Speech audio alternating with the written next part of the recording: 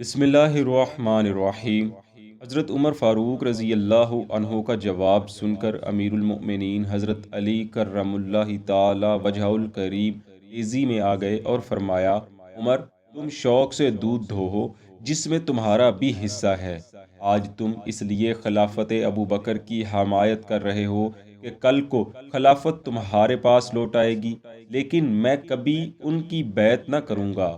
حضرت ابو بکر حضرت علی کا جواب سن کر ڈر گئے کہ کہیں بات بڑھ نہ جائے اور درست کلامی تک نوبت نہ آ جائے۔ آپ نے فرمایا، علی، اگر آپ بیعت نہیں کرنا چاہتے تو میں بھی آپ کو مجبور نہیں کرتا۔ حضرت ابو عبیدہ بن جراح جو قریب ہی کھڑے تھے، حضرت علی کی طرف متوجہ ہوئے اور نہایت نرمی سے کہا، بھتیجے، تم ابھی کم عمر ہو اور یہ لوگ بزرگ ہیں، نہ تمہیں ان جیسا تجربہ حاصل ہے اور نہ تم ان کی طرح جہاں دیدہ ہو۔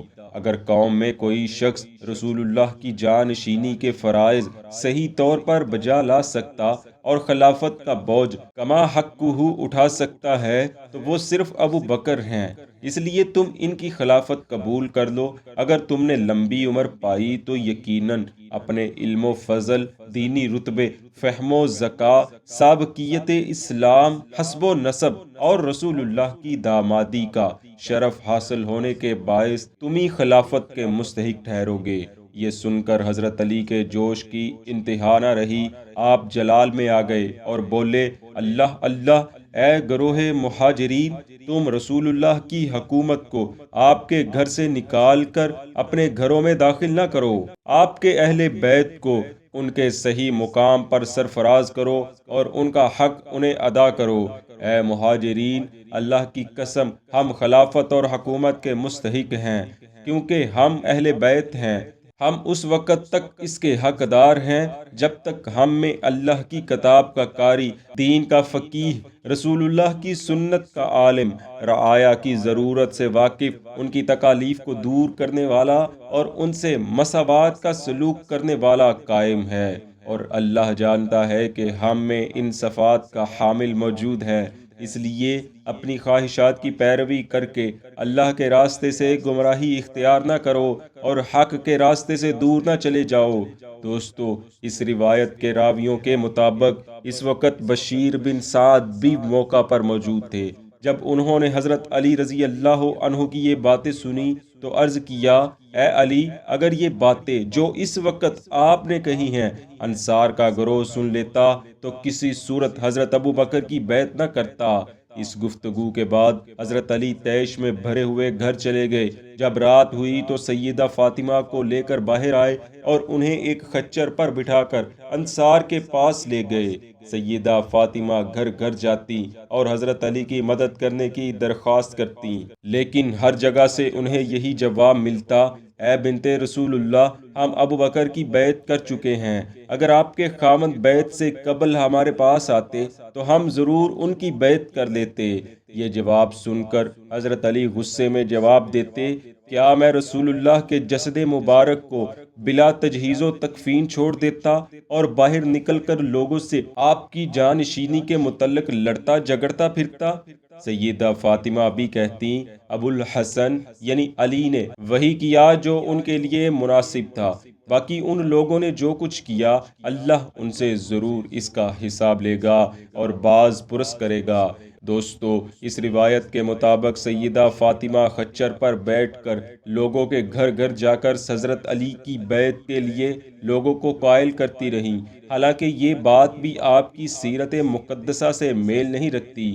شاید یہی وجہ ہے کہ کثیر جید مورخین نے اس روایت کو بھی اپنی تاریخ میں شامل نہیں کیا۔ دوستو، یہ دونوں روایات ایسی ہیں کہ جن کو سوائے چند مورخین کے کسی نے بیان نہیں کیا۔ ان کے برعکس اب ہم وہ روایات پیش کرنے کی کوشش کرتے ہیں جو متفق علیہ ہیں اور جن سے یہ ثابت ہوتا ہے کہ امیر المؤمنین حضرت علی کرم اللہ وجہ الکریم نے بغیر کسی تردد کے حضرت امیر المؤمنین ابو بکر صدیق رضی اللہ عنہ کی بیعت کر لی تھی۔ چنانچہ امام طبری نے ہی ایک روایت نقل کی ہے کہ کسی شخص نے حضرت سعید بن زید سے پوچھا، کیا آپ رسول اللہ کی وفات کے وقت مدینہ میں موجود تھے؟ انہوں نے جواب دیا، ہاں۔ اس شخص نے پوچھا، حضرت ابو بکر کی بیعت کب کی گئی؟ انہوں نے فرمایا، اسی روز جب رسول اللہ کی وفات ہوئی۔ صحابہ کو یہ بات سخت ناپسند تھی کہ وہ ایک بھی روز بغیر خلیفہ کے زندگی گزارے۔ اس پر اس شخص نے پوچھا، کیا کسی شخص نے حضرت ابو بکر کی مخالفت بھی کی؟ انہوں نے جواب دیا، نہیں، سوائے مرتدین کے یا ان لوگوں کے جو حالت ارتداد کے قریب پہنچ چکے تھے۔ پوچھا، کیا مہاجرین میں سے بھی کسی نے بیعت کرنے سے انکار کیا؟ جواب دیا، نہیں۔ مہاجرین نے تو اس بات کا انتظار بھی نہ کیا کہ کوئی شخص انہیں آ کر بیعت کے لیے بلائے، بلکہ انہوں نے خود ہی آ کر ابو بکر کی بیعت کر لی۔ ایک اور روایت میں تو یوں الفاظ ملتے ہیں کہ جب حضرت علی کو اپنے گھر میں یہ خبر ملی کہ حضرت ابو بکر بیعت لینے کے لیے مسجد نبوی شریف میں تشریف فرما ہے، تو ان کے بدن پر ایک قمیص کے سوا کوئی کپڑا نہ تھا، لیکن آپ اسی حالت میں گھر سے باہر نکل آئے اور جلد جلد قدم اٹھاتے ہوئے مسجد میں پہنچ گئے، مبادا بیعت کرنے میں دیر نہ ہو جائے۔ جب بیعت کر لی تو اس کے بعد گھر سے اور کپڑے منگوا کر پہنے۔ اسی طرح ایک اور روایت کے الفاظ یوں ہیں کہ جب حضرت ابو بکر بیعت کے لیے منبر پر جلوہ افروز ہوئے تو آپ نے حاضرین میں نظر دوڑائی، لیکن حضرت زبیر کو نہ پایا۔ آپ نے انہیں بلایا اور فرمایا، اے رسول اللہ کے برادر امزاد اور حواری، کیا آپ مسلمانوں کی لاٹھی کو توڑنا چاہتے ہیں؟ انہوں نے عرض کیا، یا امیر المؤمنین، مجھے سرزنش نہ کیجیے، میں آپ کی بیعت کرتا ہوں۔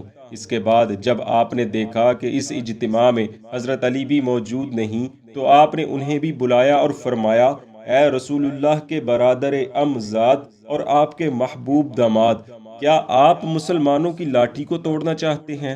انہوں نے عرض کیا، امیر المؤمنین، میں آپ کی بیعت کرتا ہوں۔ چنانچہ حضرت علی نے یہ کہا اور حضرت ابو بکر کی بیعت کر لی۔ دوستو، ان کے علاوہ حافظ ابن کثیر علیہ رحمہ نے درجنوں روایات ایسی جمع کی ہیں کہ جن سے یہ ثابت ہوتا ہے کہ حضرت امیر المؤمنین علی رضی اللہ تعالی عنہ نے حضرت ابو بکر کی اسی وقت بیعت کر لی تھی جب انہوں نے بیعت خلافت کا اعلان کیا تھا۔ مزید یہ کہ حافظ ابن کثیر علیہ رحمہ اور دیگر کثیر مؤرخین نے بھی ایسی کوئی روایت نقل نہیں کی جس سے یہ ثابت ہوتا ہو کہ حضرت عمر بن خطاب رضی اللہ عنہ حضرت ابو بکر صدیق اور دیگر صحابہ کرام کے ہمراہ سیدہ فاطمہ زہرا کے گھر حملہ آور ہوئے تھے۔ ان کے علاوہ ایک کثیر تعداد ان مؤرخین کی ہے جن کے خیال کے مطابق بیعت نہ کرنے سے متعلق روایات عباسیوں کے عہد میں بعض مخصوص سیاسی اغراض کے پیش نظر گڑھی گئی تھی۔ بعض لوگ یہ بھی کہتے ہیں کہ یہ روایات عباسیوں سے بھی پہلے حضرت امیر المؤمنین علی رضی اللہ عنہ اور حضرت معاویہ رضی اللہ عنہ کی جنگوں کے دوران میں بنی ہاشم اور بنی امیہ کے چشمک کے باعث وضع کی گئی تھیں، اور بعض یہ بھی کہتے ہیں کہ عراق اور فارس کی فتح کے بعد وہاں ایرانی نسل لوگوں کا ایک ایسا گروہ پیدا ہو گیا تھا جس نے اپنے فائدے کی خاطر اس قسم کی روایات وضع کرنا شروع کی تھیں، لیکن سلطنت اسلامیہ پر چونکہ اس وقت امویوں کا قبضہ تھا تو یہ لوگ کھلم کھلا ان روایات کی تشہیر نہ کر سکے، لیکن خفیہ طور پر ان کی اشاعت وسیع پیمانے پر کرتے رہے، جو کہ آج تک جاری ہے۔ ان روایات سے یہ لوگ کس قدر فائدہ حاصل کر سکے ہیں یہ ہم سب جانتے ہیں۔